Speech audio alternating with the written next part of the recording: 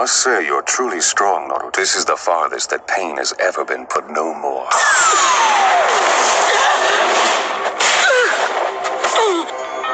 Don't worry, it won't kill you. Did you really think you could hurt me with this move? I'm losing power. This guy's ability. He's sucking all the Sage Jutsu chakra right out of me. Deny. Okay, let's just analyze this little bit. First of all, this is a fight between Pain and Naruto. This is a very epic fight, and it's wonderful. What we did notice is that Naruto learned, in fact, to meditate and balance his power, basically. So you know that when you've learned to meditate properly, it's a matter of being more aware, being knowledgeable, being wise, being calm. All that has to do with meditation, But the most important part here is that after he finished training, he became a sage. A sage basically is like a guru, somebody that actually knows a lot of things. Obviously, nobody knows everything, but once you reach the sage mode, it's not easy to reach it, But here he has reached the sage mode. You can see even the way he speaks, he's very calm, he's very collected. He's not speaking like a kid anymore, and he calculates his moves.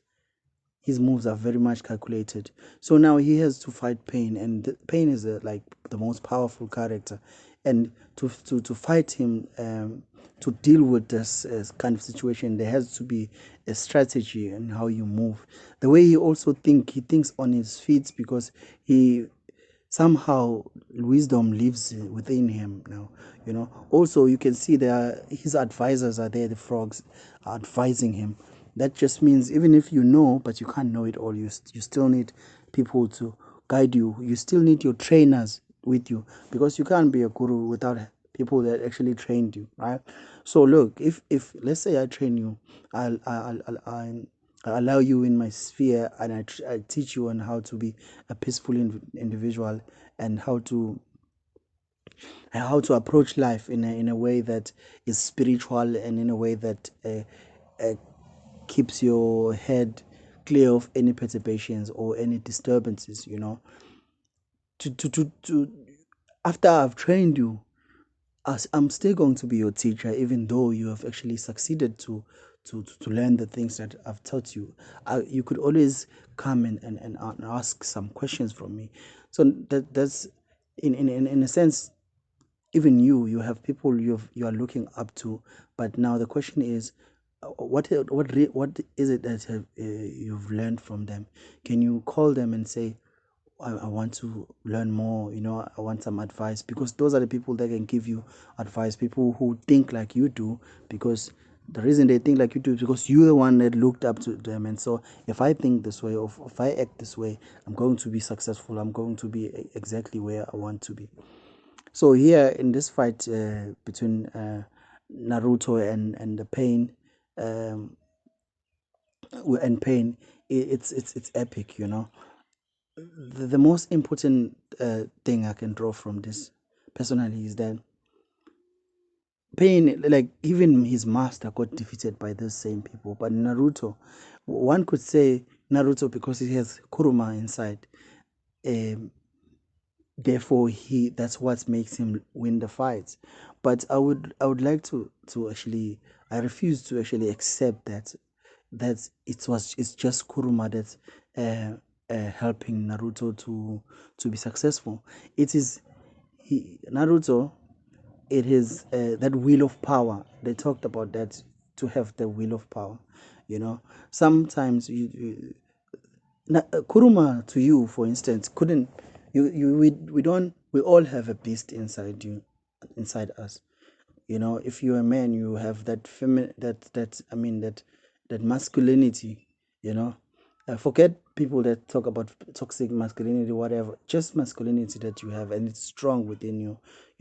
You are able to actually kill a man. You are able to actually do horrible, horrendous things. But it's not. You're not actually you have not activated that part, because it's not, you're not that person, but it lives inside you. When the conditions are dire, when you are in a desperate situation, that's where you really see your capabilities. That's where you really recognize what you're made of. You are a fool if you think you are not dangerous. But it's actually okay to be dangerous, but don't use that power. Be dangerous, but don't use that power. Instead of being weak and letting everybody walk all over you, letting people walk all over you and be abused and stuff like that. You have to use what God has given you, that darkness. When God created the world, there was darkness. That's what Bible says in Genesis. There was darkness in the deep. It says that there was darkness in the deep, and God said, "Let there be light." So darkness is older than the light, and darkness is not like it was something bad. It's just that darkness alone needs to be controlled. You understand? It needs somebody. Now in your darkness, you have to be the God that said that let there be light. But light alone cannot exist. That's why God said, let there be a day and let there be a night. The night. You understand? So the light and day, or light and darkness, need to coexist. You need to be that kind of guy or that kind of girl who has both sides, but there's not one that dominates another. Of course, light should be more, because light could mean good, and darkness could mean evil. But it doesn't necessarily mean evil. Darkness is what you see when you're sleeping. Darkness is those worst moments of your life, but those moments, they actually teach you to be a great person in the future. So don't try to avoid the dark all the time, but be part of, let it blend in with it. Try to blend with the darkness, and be in control, just like Naruto, who ended up being in control of the darkness, because previously Naruto did not control Kuruma inside him. He couldn't. It's the same way. If you are just evil, you are stealing, you are doing all those kind of things, you are lazy, that's the darkness. In fact, that's the chaos. You can't even control it, because you feel that I can't control it. But if you are disciplined enough, if then you can have control and say, okay, when do I let the darkness come out? That's where the seal comes in, because you remember the nine tails was sealed inside Naruto. So keeping the seal there, it's very important. The darkness must not leak out. When it does leak out, it should leak out in defending maybe your family, should leak out in doing something that is self-preservation, because we don't have all these things built within us for no reason. We used to live in the bushes, for God's sake, and there used to be a straight jungle where these animals, in fact there were cats that were meant to eat us, animals that were meant to eat humans. They have teeth that are designed to actually eat on humans. You understand? So those kind of things, historically, they can tell you that we were vulnerable as hell, and we didn't have like some magical, like we didn't have like claws or things that, or sharp teeth to actually go and kill like a lion and stuff like all that. We had to survive on our intuition. So that those intuitions, you need to use them now to succeed. You use it now to succeed. But so what I think is that if you follow more of my videos one by one, you will actually understand what I'm talking about right now. But because the spiritual journey is very, very difficult. I can't let it end like this. If there's even the slightest chance of reaching him.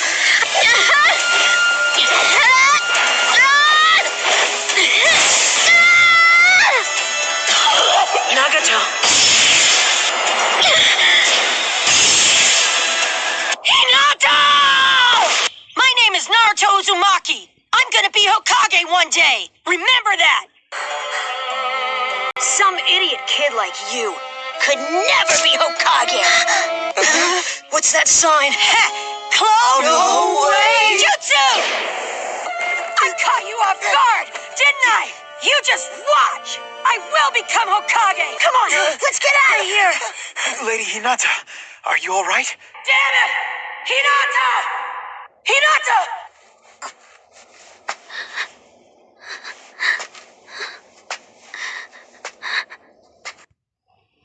Oh well, you've seen this part.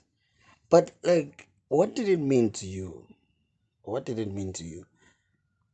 As an adult, you can't always be seeing things like with a kid's eye. You know, if I ask my kid what they see from this, they would obviously say, um, Hinata loves Naruto and she's fighting to save him. That's all there is to this. But as an adult, what could be more? Because that's what you need to ask yourself. Could there be another reason? Or could there be a message in seeing something like this? You know, when somebody that says they love you, you are down bad. You are down bad. Like, I don't want to lie to you. In a black society, I'm not seeing that, you know. The minute you are down bad, or the minute you lose your job, the minute something happens to you that actually puts you in a disadvantage, or you are actually disabled for some reason, you lose your income, or you lose your company, bankrupt, all those down bad situations, the first thing a black woman does is leave you. They leave you. That's their first action. It's not the last action. It's not like they try to help you go up again. They try to help you move on. They don't assist you in any way. What they say is like, I didn't sign up for this. They are out. So the minute you lose whatever that was going on for you, they just leave. Here in the situation of Hinata, it's like, what does it mean for someone, not just a woman, like for someone to actually fight to keep you alive? Because keeping me alive could be helping me mend my situations, my broken situations. Like, I could be losing my business, I could be losing my self-worth, you know, my self-love. Who's fighting with me, besides me, to get to the point where I want to go? In a black family, we are not taught that kind of stuff. We just think relationships is where women would think it's where they get a lot, you know. Some women are woke, they do give, but to a particular extent, you know. There's like conditions, you know. When you are down bad, you need someone like Hinata to say, let me die, I'd rather just die instead of watching my other half being torn into pieces. This kind, it's not really, for me, I don't look at it as, wow, it's too much love. It's just a commitment. It's like, when you make a decision to love someone, you make a decision to stay with someone, stick with that decision. When you make a decision about anything, you need to see the decision throughout. You know, you must make sure you complete the mission. So in this case, you choose that particular person to spend the rest of your life with. But this isn't like, when they are down bad, it's not the rest of your life, which means you haven't completed the mission. Stay with this person, help them, build them again, build with them, and elevate together. And even some people went bankrupt, like Jeff Bezos lost his job, and then he's now the richest man. He's been the richest man in the world, but he lost his meager job because of that particular incident. A black woman will leave a guy like Jeff Bezos because he has lost his job. But a wise, I'm not going to say any other race, but because I don't know how they behave, but what I've seen is that most other races, they really support each other in terms of love relationships. Love relationships are deeper than us promising each other things that we can't even keep, you know. We have to stick together even in darkness or in worse kind of times. So this scene here really shows us that the length Hinata is going for. In fact, Naruto wants it to be a Hokage. As you can see, Naruto, when she right now, he just thought of the moment when they were younger, where he saved, where he first met Hinata, where he saved her. In fact, that moment is like, to him, the moment he met his love. That moment also was where he realized he was a man. He wasn't as strong, but he could use this that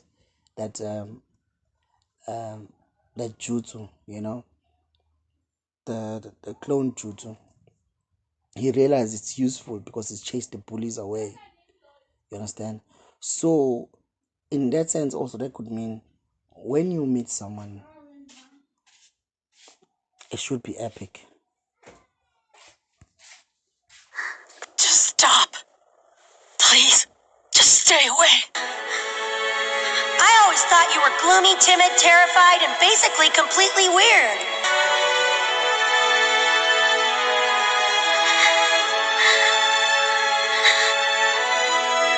Because I never go back on my word.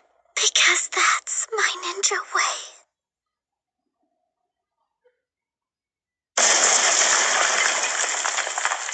It was just like this. Yes. No pain. Do you hate me now? Okay, as you saw that Hinata, she couldn't give up, just like how Naruto is. In fact, in the whole series, you realize that giving up is not an option for this team, and giving up is actually the worst kind of strategy, because you never know the end result. When you give up, it's like you won't know what would have happened if you didn't give up. You just always be curious, or you just always be talking, I could have been this, I could have done this, maybe if I did this. That actually results to depression. That's why most people are depressed, because they are nostalgic. They always thinking of the old things, that what if we were in the old times, things could have been like this and stuff like that. And that actually causes you to stress about the future, because the things that you could have done in the future could have affected the future, which is the now. And the now, when the now is mediocre, you start thinking, I could have done things differently. I could have been more, I could be more hardworking, working in school or university or whatever. I could have done those homeworks or assignments. It could have been easier if earlier I had done something. So it's like that with the situation where, you know, um, you meet someone that loves you. You are lucky. It's not that you are clever. Your smarts alone can't give you someone that loves you. Like you can see, like guys like Elon Musk, they just recently broke up with their girlfriend. Being smart doesn't get you the girl. It doesn't.